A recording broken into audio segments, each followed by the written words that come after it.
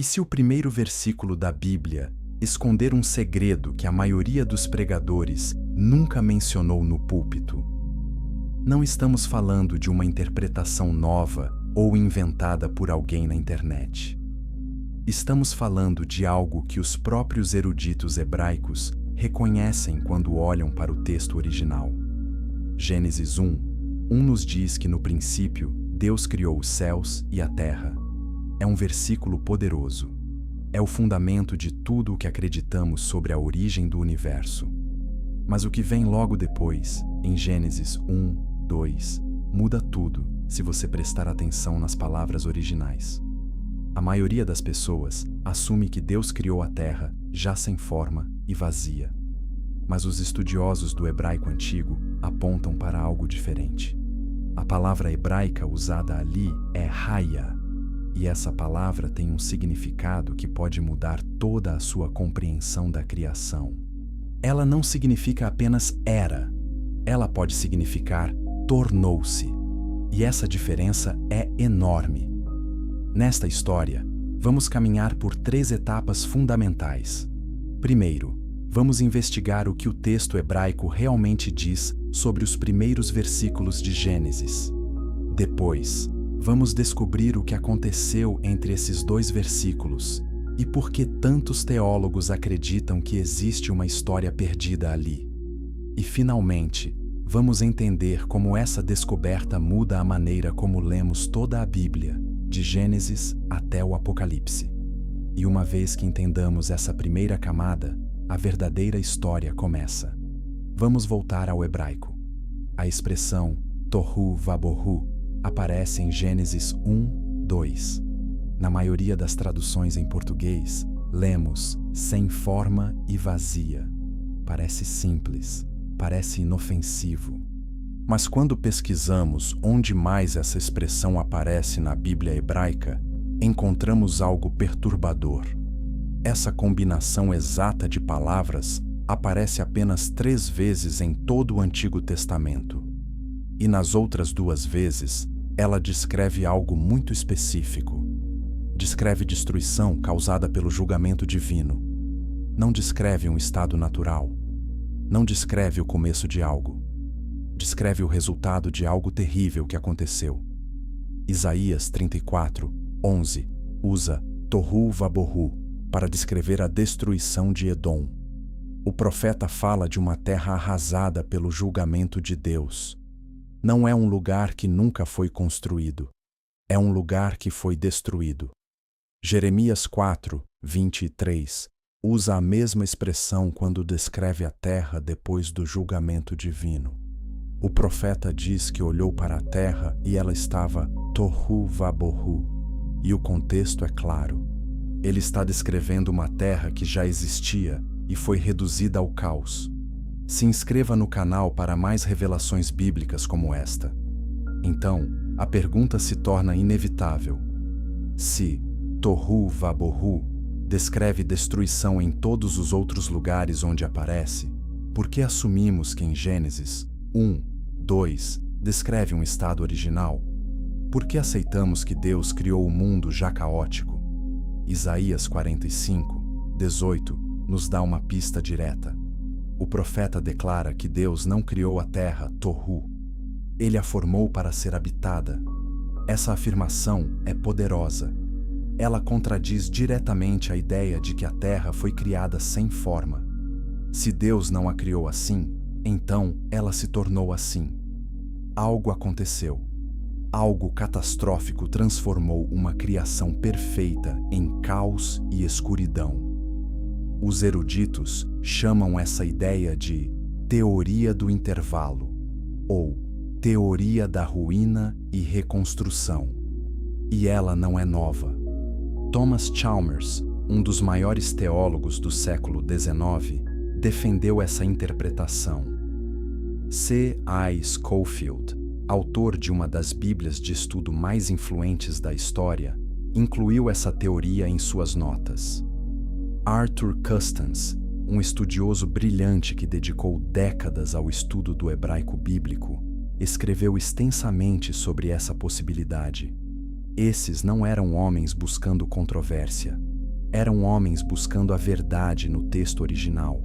O verbo raya, em Gênesis 1:2, é a chave. Quando Gênesis 2:7 diz que o homem tornou-se uma alma vivente, usa o mesmo verbo. Ninguém discute que ali significa tornou-se. Então, por que resistimos quando o mesmo verbo aparece em Gênesis 1:2?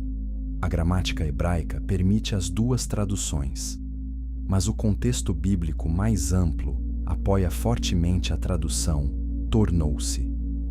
A terra não foi criada caótica. Ela se tornou caótica. E isso levanta a pergunta que vai nos acompanhar durante toda essa jornada. O que aconteceu para transformar a criação perfeita de Deus em escuridão, caos e vazio? A resposta está escondida em passagens que a maioria dos cristãos raramente estuda com profundidade. Está em Ezequiel, está em Isaías, está nos textos proféticos que descrevem eventos cósmicos que antecedem a criação do homem.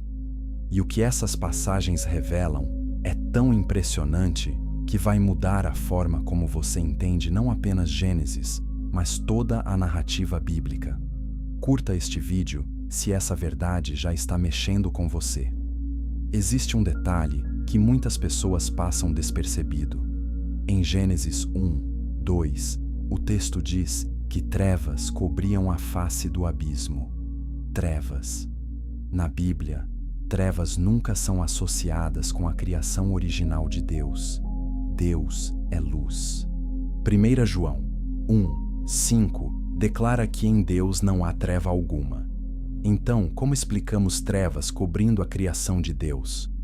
A resposta mais lógica é que essas trevas não estavam lá desde o início. Elas vieram depois. Elas são o resultado de algo. E esse algo é exatamente o que os próximos capítulos desta história vão revelar. Mas antes de avançarmos, precisamos entender outra palavra crucial. O hebraico usa Hashaf para descrever o Espírito de Deus se movendo sobre as águas em Gênesis 1:2. Essa palavra significa pairar ou flutuar sobre, como uma ave pairando sobre seus filhotes. É uma imagem de cuidado, de restauração, de proteção sobre algo ferido. O Espírito de Deus não está criando do zero. Ele está pairando sobre algo que precisa ser restaurado. Essa linguagem é profundamente reveladora. Quando juntamos todas essas peças, um quadro começa a se formar. Gênesis 1:1 descreve uma criação original perfeita. Algo catastrófico acontece entre o versículo 1 e o versículo 2. A terra se torna caótica, vazia e coberta de trevas. E então, a partir do versículo 3, Deus começa um processo de restauração. Não de criação a partir do nada, mas de reconstrução. De trazer ordem ao caos. De trazer luz às trevas. Os 6 dias de Gênesis não são a criação original. São a recriação. São Deus restaurando o que foi destruído. E a grande pergunta permanece: quem destruiu? O que causou tamanha devastação na obra perfeita de Deus? A resposta a essa pergunta nos leva a um dos personagens mais fascinantes e aterrorizantes de toda a Bíblia. E essa revelação vem a seguir. Capítulo 2. A teoria da ruína e reconstrução. Agora que vimos as evidências linguísticas no hebraico original, precisamos ir mais fundo. O que exatamente aconteceu entre Gênesis 1:1 e Gênesis 1:2? Essa é a pergunta que teólogos, estudiosos e pesquisadores bíblicos tentam responder há séculos.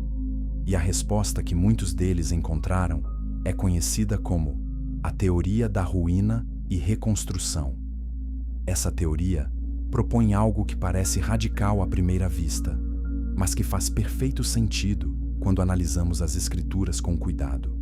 Ela diz que Deus criou o universo perfeito e depois algo o destruiu. E os 6 dias de Gênesis descrevem não a criação original, mas a restauração. Essa ideia não nasceu ontem. Ela tem raízes que vão até os pais da igreja primitiva. Orígenes, um dos pensadores cristãos mais influentes do terceiro século, já considerava a possibilidade de eventos cósmicos anteriores à criação do homem. No século XIX, teólogos como George Pember escreveram obras inteiras dedicadas a essa interpretação. O livro dele, publicado em 1876, chamado As Eras Mais Antigas da Terra, apresenta argumentos detalhados baseados no texto hebraico. E não podemos esquecer de G. H. Pember, que conectou a destruição pré-adâmica diretamente à queda de Satanás. Compartilhe esse vídeo com alguém que precisa ouvir essas verdades escondidas nas Escrituras. O argumento central é simples. Deus é perfeito. Tudo o que Deus cria é perfeito. Deuteronômio 32, 4 declara que a obra de Deus é perfeita. Então, como a Terra poderia ter sido criada em estado de caos e escuridão? Isso contradiz a própria natureza de Deus. Se a Terra estava tohu vabohu em Gênesis 1, 2, ela não foi criada assim. Ela se tornou assim. E a única explicação bíblica para essa transformação é um evento de julgamento divino. Quando olhamos para o padrão de Deus nas Escrituras, vemos que ele sempre cria com ordem e propósito. Os céus declaram a glória de Deus, diz o Salmo 19, 1. A criação reflete a beleza e a perfeição do Criador. Caos, escuridão e vazio não são marcas da criação divina. São marcas de destruição. São marcas de julgamento. E quando Deus age em Gênesis 1, 3 em diante, Ele está trazendo restauração. Haja luz não é o primeiro ato de criação, é o primeiro ato de reconstrução. Existe outro detalhe fascinante que apoia essa teoria. A palavra hebraica usada para criar em Gênesis 1, 1 é bara. Essa palavra implica criação do nada, algo completamente novo. Mas a partir de Gênesis 1, 3, e Deus usa principalmente a palavra assá, que significa fazer ou refazer. A diferença é significativa. Bara é criação original. Assá é trabalhar com material já existente. Deus não estava criando do nada nos 6 dias. Ele estava reconstruindo algo que já existia. Pense nisso por um momento. Se os 6 dias fossem a criação original, por que Deus separaria as águas que já cobriam a terra? De onde vieram essas águas? Por que havia trevas que precisavam ser dissipadas? Por que o Espírito de Deus precisava pairar sobre o abismo como uma mãe protegendo algo ferido? Cada um desses detalhes aponta para o mesmo fato. Algo existia antes, e esse algo foi destruído. Comente abaixo o que você acha dessa interpretação. Queremos ouvir sua opinião. Os críticos dessa teoria argumentam que ela é uma tentativa de conciliar a Bíblia com a geologia moderna. Dizem que os teólogos inventaram um intervalo para acomodar os milhões de anos que a ciência exige. Mas essa crítica não resiste à análise histórica. A ideia de uma destruição pré-adâmica aparece em escritos judaicos muito antes da geologia moderna existir. O Targum de Onkelos, uma tradução aramaica do Antigo Testamento, usada nas sinagogas, traduz Gênesis 1:2 de uma forma que sugere transformação, não estado original. Os rabinos antigos discutiam essa possibilidade séculos antes de Darwin ou da geologia moderna. O que torna essa teoria tão poderosa não é apenas a evidência linguística, é a coerência com o restante das Escrituras. Quando lemos Ezequiel 28 e Isaías 14, aí encontramos descrições de um ser glorioso que habitava no Éden de Deus antes de Adão. Encontramos referências a pedras preciosas, a um trono, a uma posição de autoridade. E encontramos a descrição de uma queda catastrófica. Essas passagens não fazem sentido se não houve nada antes de Adão. Elas só fazem sentido se existiu um mundo anterior, um mundo governado, um mundo que foi destruído. 2 Pedro 3, 5 a 6 oferece outra pista importante. Pedro fala de um mundo que, pela palavra de Deus, já existia, o qual pereceu pela água. Muitos assumem que Pedro fala do dilúvio de Noé, mas o contexto sugere algo mais antigo. Pedro está falando de um julgamento anterior, um julgamento que destruiu um mundo inteiro. Não apenas seus habitantes, mas sua própria estrutura. E isso se alinha perfeitamente com o que vemos entre Gênesis 1 e 2. A teoria da ruína e reconstrução não diminui o poder de Deus. Pelo contrário, ela revela um Deus que não apenas cria, mas restaura. Um Deus que transforma caos em ordem, trevas em luz, destruição em beleza. E essa é uma mensagem que ecoa por toda a Bíblia.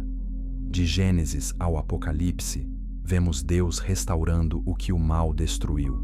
E tudo começa aqui, no intervalo entre 2 versículos. Mas agora precisamos responder à pergunta central: quem causou essa destruição? Qual foi o evento tão catastrófico que transformou a criação perfeita de Deus em caos e trevas? A resposta nos leva ao coração do mal. Nos leva a um ser que já foi o mais belo de toda a criação. Capítulo 3. A rebelião de Lúcifer e a guerra cósmica.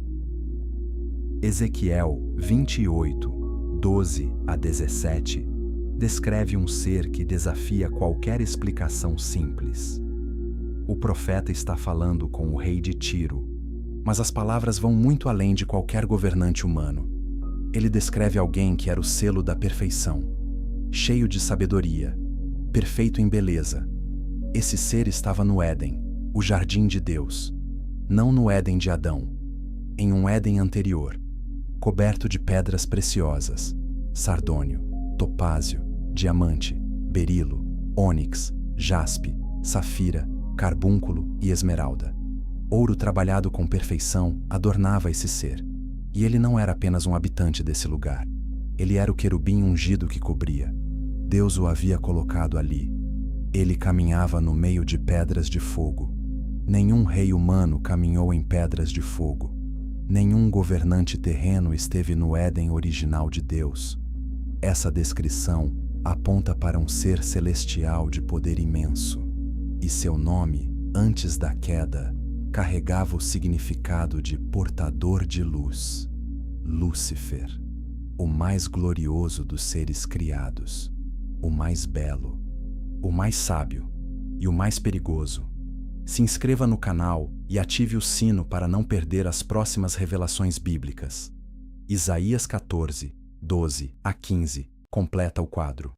O profeta descreve a queda desse ser com palavras que ecoam através dos séculos. Como caíste do céu, ó estrela da manhã. Esse ser não caiu por acidente. Ele caiu por escolha, por orgulho, por uma ambição que ultrapassou todos os limites. 5 vezes ele declara: eu farei. Eu subirei ao céu. Eu exaltarei meu trono acima das estrelas de Deus. Eu me assentarei no monte da congregação. Eu subirei acima das alturas das nuvens. Eu serei semelhante ao Altíssimo. Cada declaração é um ato de rebelião crescente. Cada eu farei é um passo em direção à destruição. Mas Lúcifer não se rebelou sozinho. Apocalipse 12, 4 nos revela que sua cauda arrastou 1/3 das estrelas do céu. Na linguagem bíblica, estrelas frequentemente representam anjos. 1/3 dos anjos de Deus seguiu Lúcifer em sua rebelião. Tente compreender a escala disso. Se Deus criou milhões de anjos, centenas de milhares deles escolheram seguir Lúcifer. Uma guerra eclodiu nos céus. Não uma guerra com espadas e escudos. Uma guerra cósmica. Uma guerra espiritual de proporções que a mente humana mal consegue processar. Apocalipse 12, 7 a 9 descreve essa batalha. Miguel e seus anjos lutaram contra o dragão, e o dragão lutou junto com seus anjos, mas eles não prevaleceram e foram lançados fora. O grande dragão, a antiga serpente, chamado Diabo e Satanás, foi precipitado na terra, e seus anjos foram precipitados com ele.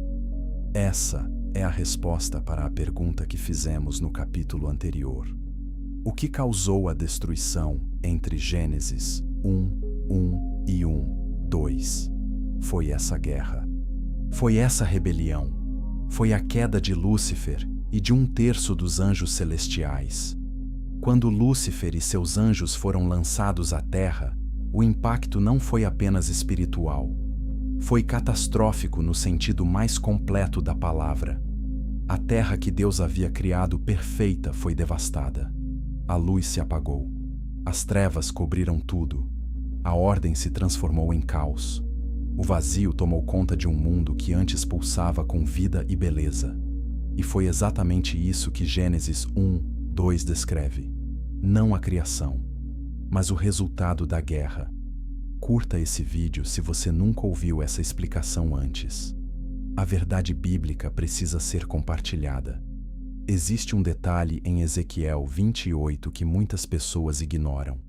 O texto diz que Lúcifer era perfeito em seus caminhos desde o dia em que foi criado, até que se achou iniquidade nele. Isso significa que houve um período de tempo em que Lúcifer serviu a Deus fielmente. Ele não foi criado mal. Ele se tornou mal. E durante esse período de fidelidade, o que acontecia na terra? Se Lúcifer era o querubim ungido que cobria, ele tinha responsabilidades. Ele governava algo. Ele supervisionava algo. E os estudiosos acreditam que esse algo era a terra original. O mundo perfeito que Deus criou em Gênesis 1:1.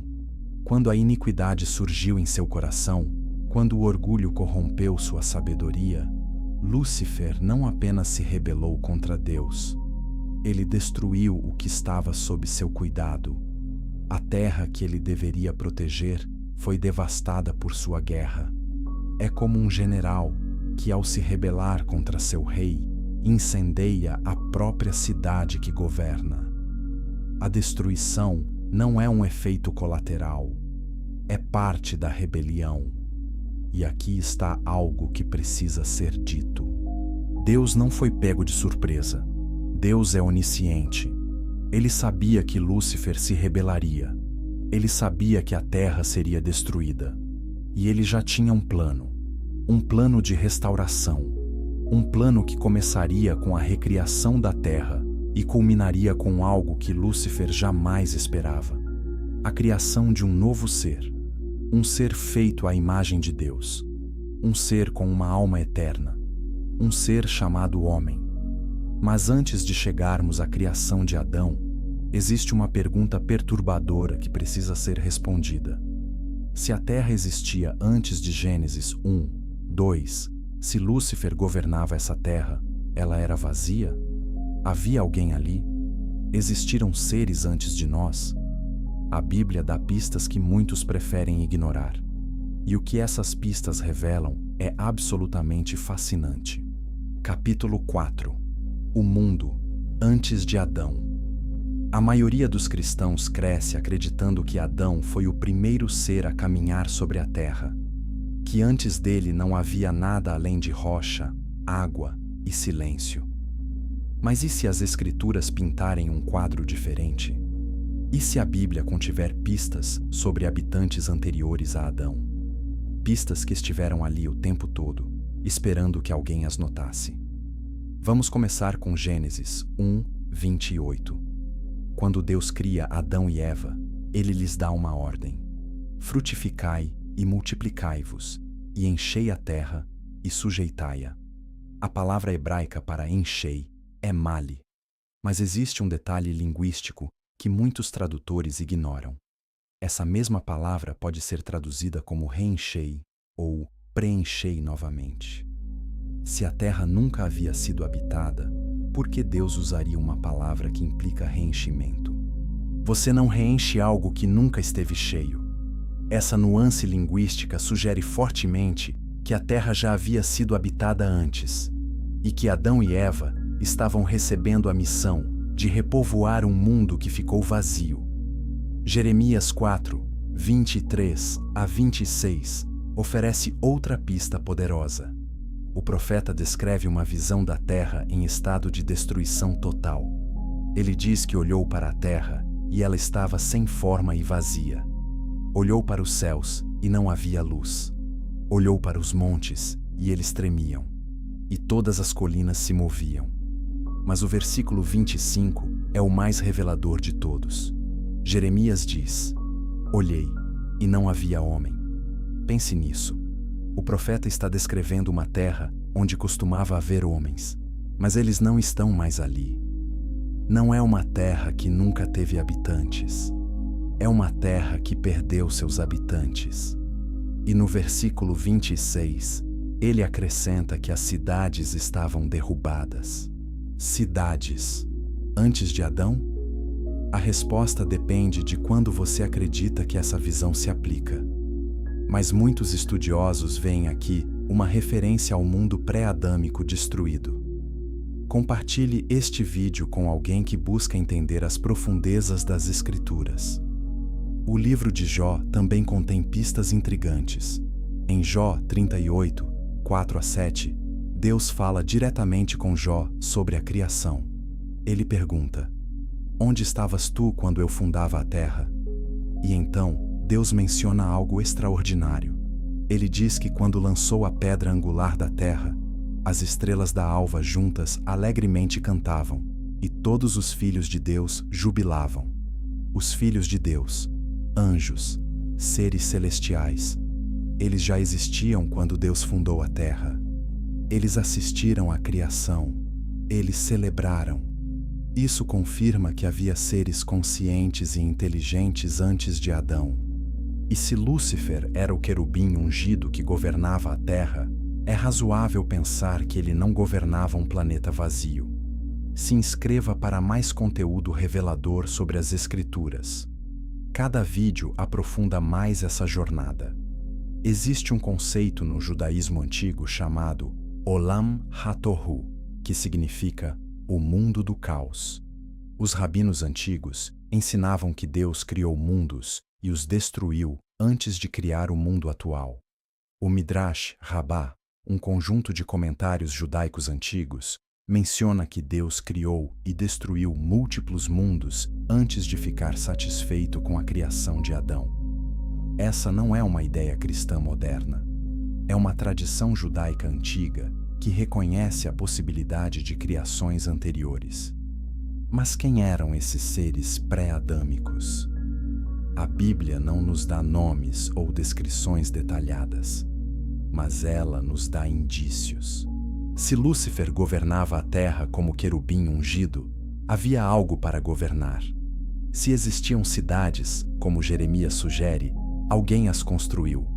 Se existia um Éden original onde Lúcifer caminhava, esse Éden não era apenas para ele. Era um lugar de vida, de atividade, de propósito. Alguns teólogos sugerem que esses seres pré-adâmicos não tinham almas eternas como os humanos. Eles eram diferentes, inferiores em natureza espiritual. Quando o julgamento de Deus caiu sobre a terra por causa da rebelião de Lúcifer, esses seres foram destruídos junto com o mundo que habitavam. E seus espíritos, segundo algumas interpretações, podem ser o que a Bíblia chama de demônios. Seres sem corpo.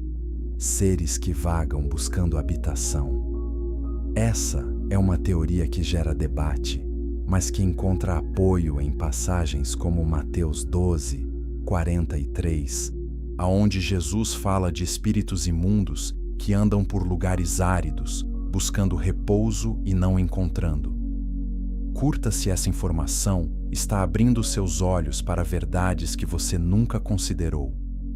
O importante não é ter certeza absoluta sobre cada detalhe do mundo pré-adâmico. O importante é reconhecer que a Bíblia é muito mais profunda do que a maioria de nós imagina. Há camadas sobre camadas de significado. E quando removemos a superfície familiar, encontramos histórias que expandem nossa compreensão de Deus, do mal e do propósito da humanidade. Agora, com esse entendimento, podemos avançar para uma das partes mais perturbadoras de toda a narrativa bíblica, porque a rebelião de Lúcifer não terminou com sua queda. Ela não terminou com a destruição do mundo pré-adâmico.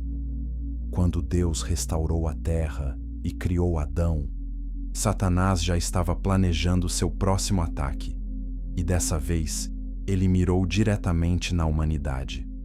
O que ele fez e como ele usou os anjos caídos para corromper a raça humana é uma história que vai abalar tudo o que você pensava saber sobre o livro de Gênesis. Capítulo 5. O Pacto dos Anjos Caídos e os Nefilim. Gênesis 6, 1 a 4, contém uma das passagens mais enigmáticas de toda a Bíblia.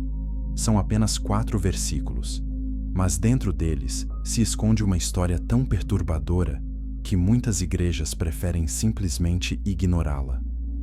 O texto diz que quando os homens começaram a se multiplicar sobre a terra, os filhos de Deus viram que as filhas dos homens eram formosas e tomaram para si mulheres de todas as que escolheram. E o resultado dessa união foram seres chamados Nefilim, gigantes, homens de renome, heróis da antiguidade. Mas não heróis no sentido positivo, heróis no sentido de poder destrutivo, de força sobrenatural, de terror. A expressão filhos de Deus, em hebraico, é Bin Elohim. E em cada lugar do Antigo Testamento onde essa expressão aparece, ela se refere a seres angelicais. Em Jó 1, 6, os filhos de Deus se apresentam diante de Deus e Satanás está entre eles. Em Jó 2, 1, a mesma cena se repete. Em Jó 38, 7, os filhos de Deus cantam na criação da terra. Não são homens, são anjos. E quando Gênesis 6 diz que os filhos de Deus tomaram as filhas dos homens, está dizendo que anjos caídos se uniram a mulheres humanas.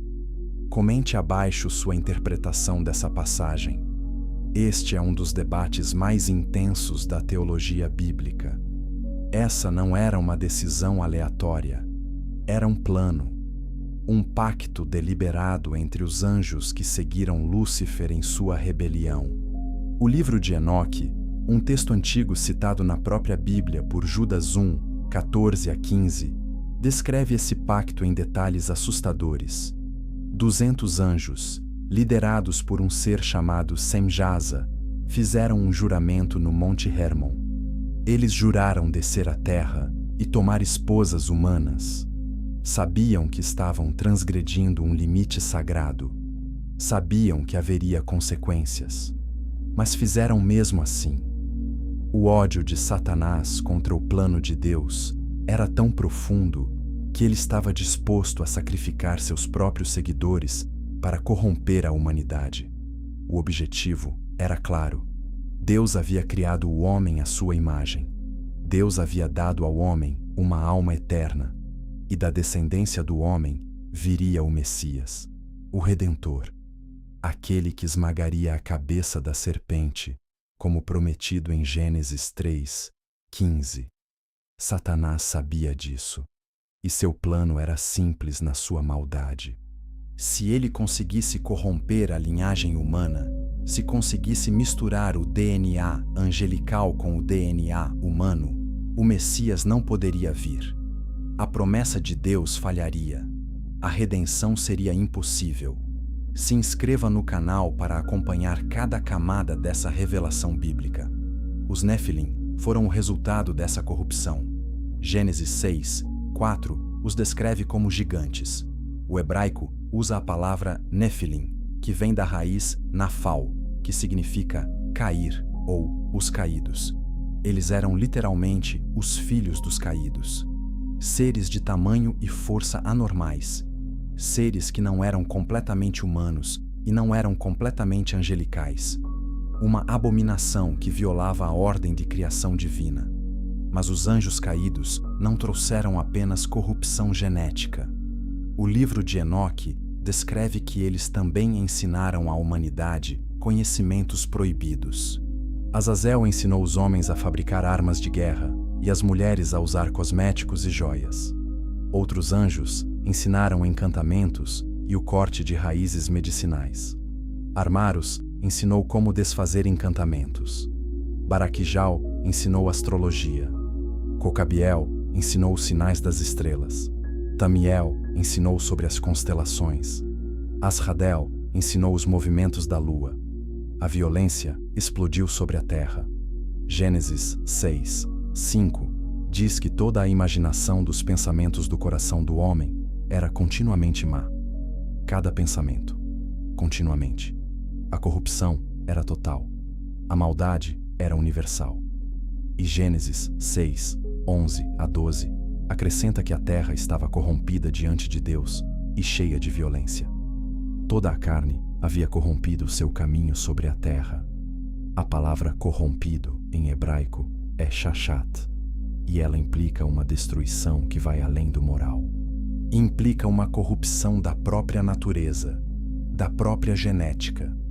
Curta este vídeo se essa verdade está revelando uma camada que você nunca viu em Gênesis. E foi por isso que Deus decidiu enviar o dilúvio. Não foi simplesmente porque as pessoas eram más. Foi porque a própria raça humana estava sendo geneticamente destruída. A linhagem que produziria o Messias estava sob ataque. Se Deus não agisse, toda a humanidade seria corrompida e o plano de redenção seria destruído. Mas em meio a toda essa corrupção, havia um homem. Gênesis 6, 9 descreve Noé com palavras muito específicas. Noé era justo, perfeito em suas gerações. A expressão perfeito em suas gerações é fascinante. Em hebraico, tamim pode significar completo ou sem defeito. Alguns estudiosos acreditam que essa expressão se refere não apenas à retidão moral de Noé, mas à integridade genética de sua linhagem. Noé era geneticamente puro. Sua família não havia sido contaminada pelos Nefilim. E foi por isso que Deus o escolheu. Não apenas para preservar a humanidade, mas para preservar a linhagem do Messias. O dilúvio foi uma intervenção cirúrgica divina, uma operação de limpeza cósmica. Deus não destruiu o mundo por raiva descontrolada. Ele salvou o mundo destruindo a corrupção que ameaçava consumir toda a carne. E em meio às águas do julgamento, a arca de Noé flutuava como um símbolo de esperança, de preservação, de promessa cumprida. Mas a história não termina aqui, porque os gigantes voltaram, depois do dilúvio. E como isso é possível, é um dos mistérios mais perturbadores de toda a Bíblia. Capítulo 6. O dilúvio e a sobrevivência dos gigantes. O dilúvio deveria ter sido o fim, e deveria ter encerrado a contaminação, deveria ter limpado a terra de toda a corrupção dos Nefilim e restaurado a pureza da raça humana. E de certa forma, funcionou. Noé e sua família sobreviveram. A linhagem do Messias foi preservada. Mas existe um problema. Um problema que aparece de forma chocante no texto bíblico. Gênesis 6, 4 declara algo que a maioria das pessoas lê sem perceber sua implicação devastadora. O texto diz que havia gigantes na terra naqueles dias, e também depois disso. Depois do dilúvio. Os Nefilim retornaram. Como é possível? Se o dilúvio destruiu todos os seres vivos fora da arca, como os gigantes reapareceram? Essa é uma das perguntas mais debatidas na teologia bíblica. E existem 3 possibilidades que os estudiosos consideram seriamente. A primeira possibilidade é que os anjos caídos repetiram o pecado. Assim como antes do dilúvio, anjos desceram e se uniram novamente a mulheres humanas. Se Satanás usou essa estratégia uma vez, por que não usaria de novo? Seu objetivo de corromper a linhagem messiânica não mudou. seu ódio contra o plano de Deus não diminuiu. E se anjos caídos tinham a capacidade de tomar forma física antes do dilúvio, nada impediria que fizessem novamente. A segunda possibilidade envolve a genética. Noé era perfeito em suas gerações, mas a Bíblia não faz a mesma declaração sobre suas noras.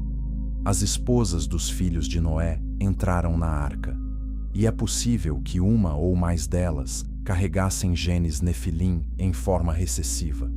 Não o suficiente para que fossem gigantes, mas o suficiente para que, gerações depois, esses genes se manifestassem novamente.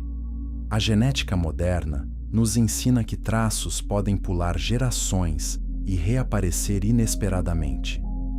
Se a corrupção genética dos Nefilim estava presente de forma latente nas noras de Noé, ela poderia ter ressurgido nas gerações seguintes.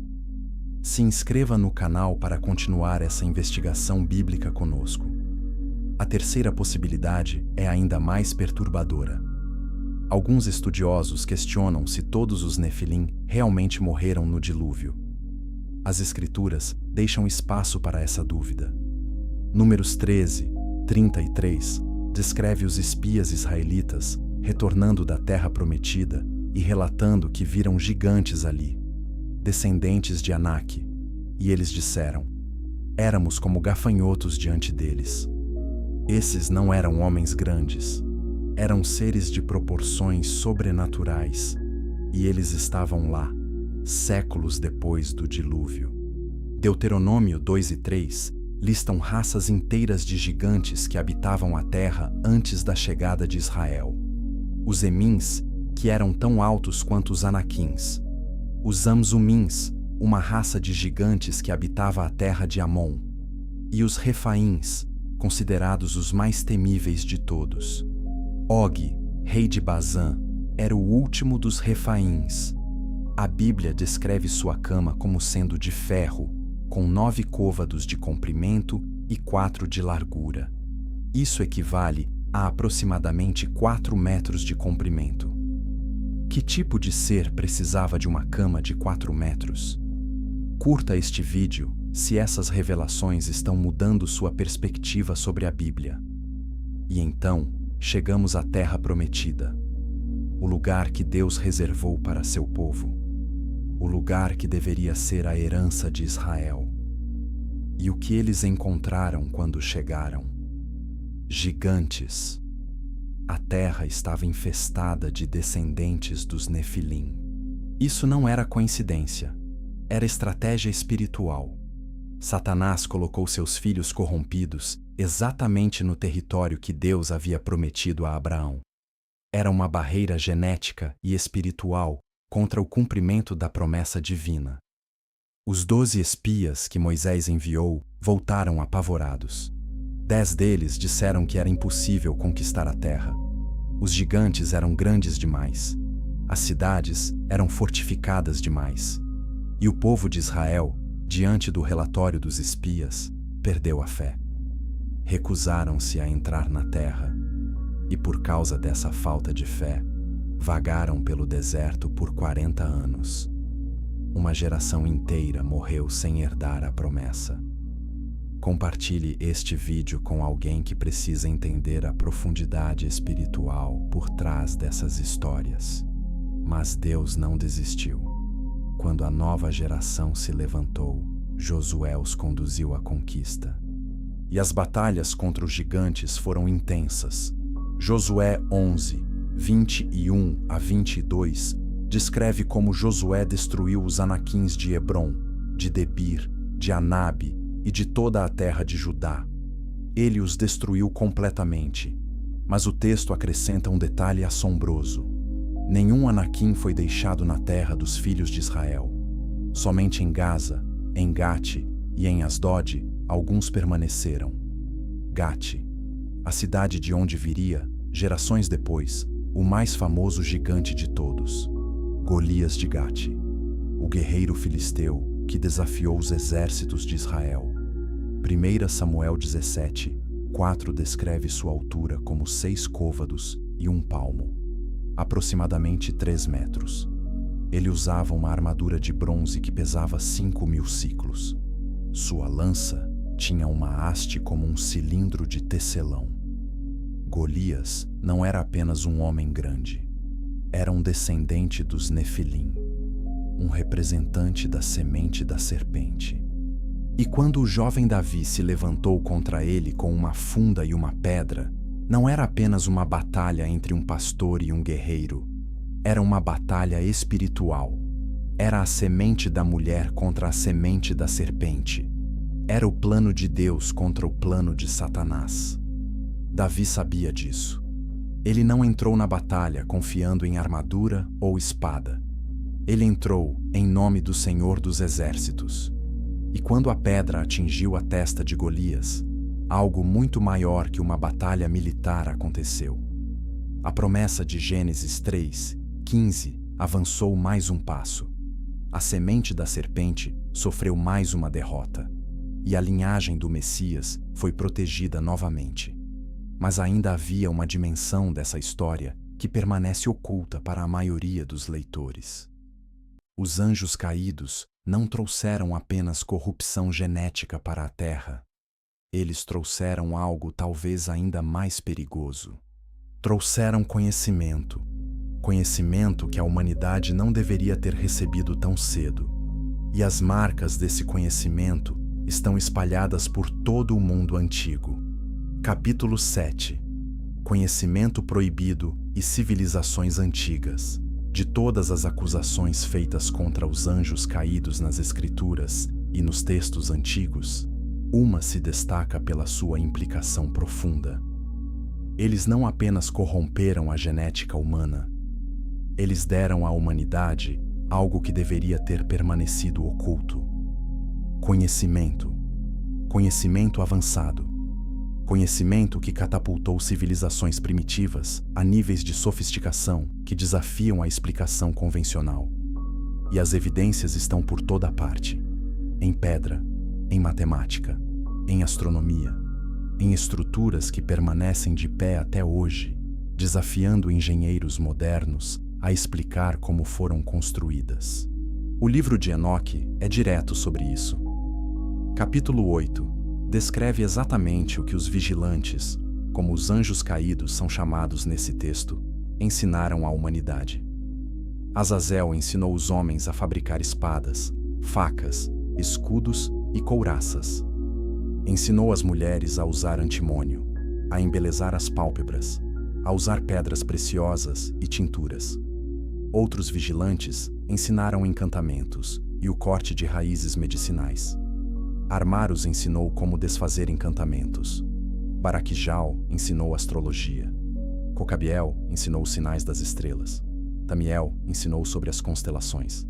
Asradel ensinou os movimentos da lua. Leia novamente essa lista.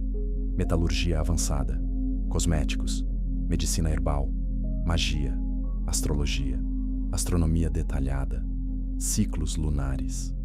Esses conhecimentos não surgiram naturalmente em populações primitivas. Foram ensinados, transmitidos por seres que possuíam sabedoria celestial, e os resultados desse ensino podem ser vistos em civilizações antigas ao redor do mundo. Se inscreva no canal e ative as notificações para não perder nenhum detalhe. Göbekli Tepe, no sudeste da Turquia, é um dos exemplos mais impressionantes. Esse complexo de templos foi construído há aproximadamente 12.000 anos. Isso é 7.000 anos antes das pirâmides de Gizé, 7.000 anos antes de Stonehenge. Foi erguido numa época em que, segundo a história convencional, a humanidade vivia como caçadores-coletores primitivos. Mas Göbekli Tepe contém pilares de pedra esculpidos com precisão, pesando até 15 toneladas cada. Contém relevos detalhados de animais. Contém alinhamentos astronômicos sofisticados. Como caçadores-coletores sem ferramentas de metal construíram isso? A resposta convencional é que não sabemos. A resposta bíblica pode ser mais simples. Eles tiveram ajuda sobrenatural. A grande pirâmide de Gizé É outro enigma que desafia explicação. Construída com mais de 2 milhões de blocos de pedra, alguns pesando 80 toneladas, ela está alinhada com os pontos cardeais com uma precisão de 360 avos de grau. Está localizada exatamente no centro da massa terrestre do planeta. A proporção de sua base para sua altura corresponde à relação entre o raio da Terra e a circunferência. Incorpora o valor de π e da proporção áurea. Cada uma dessas precisões requer conhecimentos matemáticos e astronômicos avançados. Conhecimentos que supostamente não existiam na época de sua construção. Curta se essa conexão entre a Bíblia e as civilizações antigas está fazendo sentido para você. Pumapunku, na Bolívia, apresenta blocos de andesita cortados com precisão que desafia as ferramentas modernas. As superfícies são perfeitamente planas. Os ângulos são exatos. Os encaixes são tão precisos que nem uma folha de papel passa entre as pedras. E esse local está a quase 4.000 metros de altitude, em uma das regiões mais inóspitas do planeta. Quem cortou essas pedras? Quem as transportou? Quem as encaixou com essa precisão? Os sumérios, considerados a primeira civilização conhecida, surgiram aparentemente do nada na Mesopotâmia, com um nível de organização social e conhecimento técnico que espanta os historiadores. Eles tinham escrita cuneiforme, tinham matemática avançada baseada no sistema sexagesimal que usamos até hoje para medir o tempo, tinham astronomia detalhada, conheciam os planetas do sistema solar, tinham códigos de leis complexos, tinham irrigação sofisticada. E os próprios sumérios diziam que esse conhecimento veio dos Anunnaki, seres que desceram do céu e ensinaram à humanidade. Diferentes culturas, diferentes nomes, a mesma história. Os maias desenvolveram um calendário de precisão extraordinária. Calcularam o ano solar com uma margem de erro de apenas 0,2 de segundo por dia. Conheciam o ciclo de Vênus com precisão de 2 horas em 500 anos. Como uma civilização sem telescópios alcançou esse nível de conhecimento astronômico? A resposta convencional envolve séculos de observação paciente. A resposta alternativa envolve transmissão de conhecimento por seres superiores. Compartilhe este vídeo. Essas conexões entre a Bíblia e o mundo antigo precisam ser conhecidas. E não podemos ignorar a presença de gigantes nas tradições de praticamente todas as civilizações antigas. Os gregos tinham os titãs, os nórdicos tinham os Jotnar, os hindus tinham os Rakshasas, os nativos americanos falam dos Siteka. Os sumérios descreviam seres enormes que governaram a Terra nos tempos antigos. Por que civilizações separadas por oceanos e milênios contam a mesma história? Porque não é mito, é memória. Memória de uma época em que os filhos dos anjos caídos caminhavam entre os homens. O conhecimento proibido não desapareceu com o dilúvio. Ele foi preservado, transmitido, escondido em tradições secretas e sociedades iniciáticas. Noé conhecia o mundo antediluviano. Seus filhos carregaram memórias e conhecimentos para o mundo pós-diluviano. E Satanás, sempre trabalhando nas sombras, e garantiu que o conhecimento dos vigilantes continuasse disponível para aqueles dispostos a buscá-lo. Mas o conhecimento proibido é apenas uma parte do quadro maior. A verdadeira questão é mais profunda. Vai além de pedras e pirâmides. Vai até a essência do que significa ser humano, do que significa carregar a imagem de Deus, e de por que essa guerra espiritual continua até hoje. Capítulo 8. A guerra espiritual que continua. Hoje chegamos ao ponto mais importante de toda essa jornada. Tudo o que vimos até agora, a criação original, a destruição do mundo pré-adâmico, a rebelião de Lúcifer, a corrupção dos Nefilim, o dilúvio, os gigantes, o conhecimento proibido, tudo aponta para uma verdade central. Existe uma guerra que começou antes de Adão e que continua neste exato momento. Uma guerra que não é travada com armas de metal ou exércitos visíveis. É uma guerra espiritual, e cada ser humano está no centro dela. Efésios 6, 12 declara isso com clareza absoluta. Porque não temos luta contra carne e sangue, mas sim contra os principados, contra as potestades, contra os príncipes das trevas deste século, contra as hostes espirituais da maldade nos lugares celestiais. Paulo não estava usando metáforas. Ele estava descrevendo uma realidade, uma hierarquia de mal organizado que opera nas dimensões invisíveis. Principados, potestades, príncipes das trevas, hostes espirituais da maldade. Essas são as mesmas entidades que se rebelaram com Lúcifer, os mesmos seres que corromperam a humanidade antes do dilúvio. E eles continuam ativos.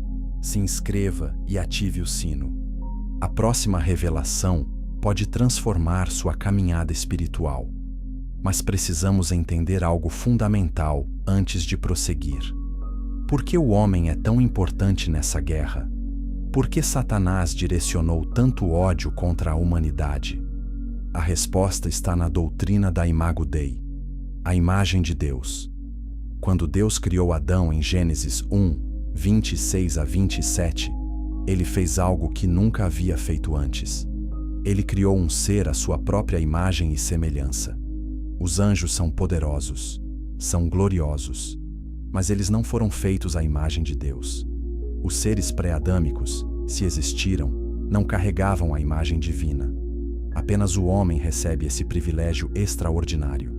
E mais do que isso, Gênesis 2, 7, descreve como Deus formou o homem do pó da terra e soprou em suas narinas o fôlego da vida. A palavra hebraica usada aqui para fôlego é nishmatim. Não é a mesma palavra usada para o fôlego dos animais. É uma palavra que implica uma comunicação direta da essência divina. Deus soprou parte de si mesmo no homem. Deu-lhe uma alma eterna, uma consciência moral, a capacidade de conhecer o Criador pessoalmente. Nenhum outro ser na criação recebeu isso. Curta este vídeo se você está entendendo por que a humanidade é tão especial para Deus. É por isso que Satanás odeia o homem com tanta intensidade. O homem representa tudo o que Lúcifer perdeu. O homem tem comunhão com Deus. O homem carrega a imagem divina. O homem tem uma alma eterna.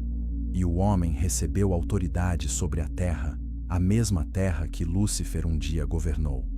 Adão era, de certa forma, o substituto de Lúcifer, o novo governante da terra. E isso era insuportável para o querubim caído. O ataque no jardim do Éden de Adão não foi aleatório. Foi calculado.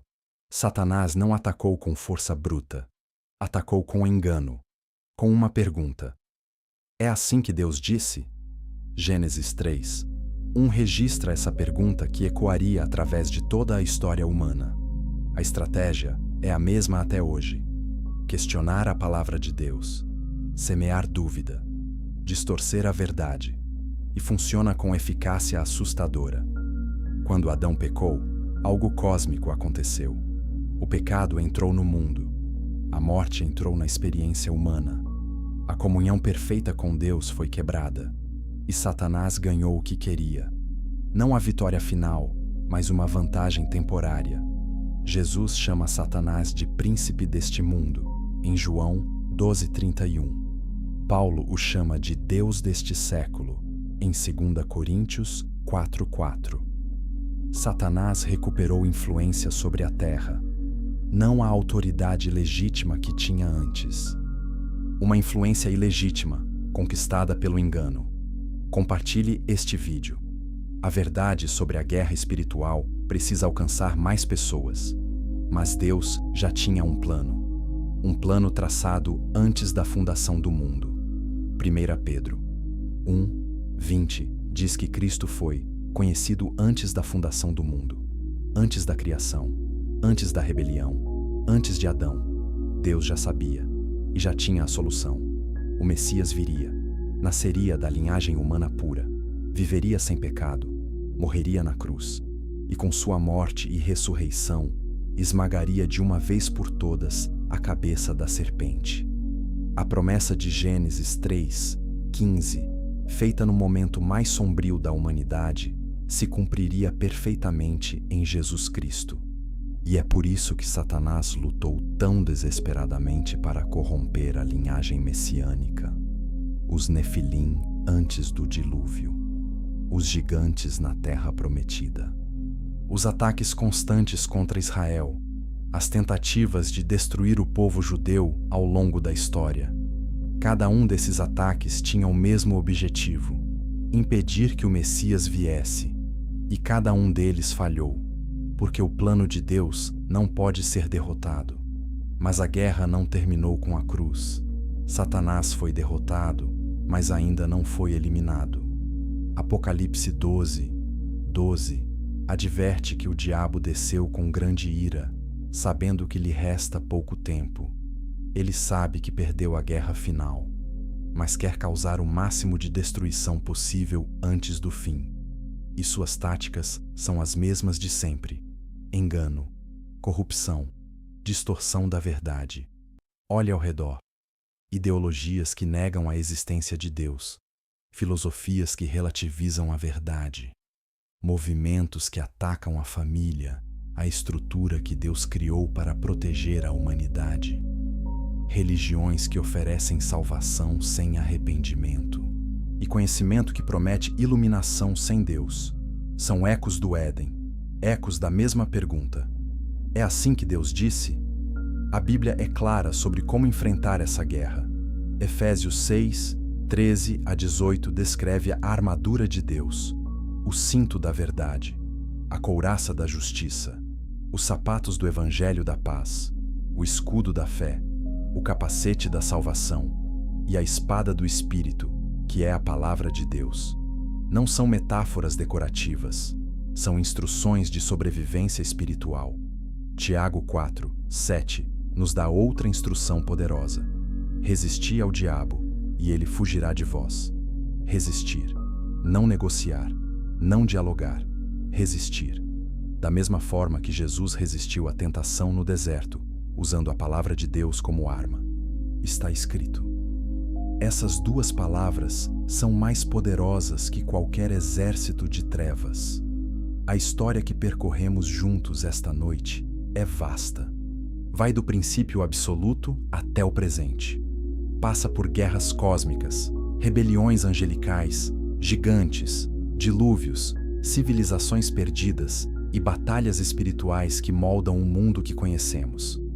Mas no centro de tudo está uma verdade simples. Deus ama a humanidade. Ele nos criou com propósito. Ele nos deu sua imagem. E quando o mal tentou destruir esse propósito, Deus não desistiu. Ele restaurou. Ele protegeu. Ele enviou seu Filho. E prometeu que no final, toda lágrima será enxugada, todo o mal será eliminado, e um novo céu e uma nova terra serão criados. Não como restauração, mas como o destino final de tudo. Se essa história tocou seu coração, se inscreva no canal, comente o que mais impactou você e compartilhe com alguém que precisa ouvir essa verdade, porque essa guerra é real, mas o final já foi escrito, e nesse final, Deus vence.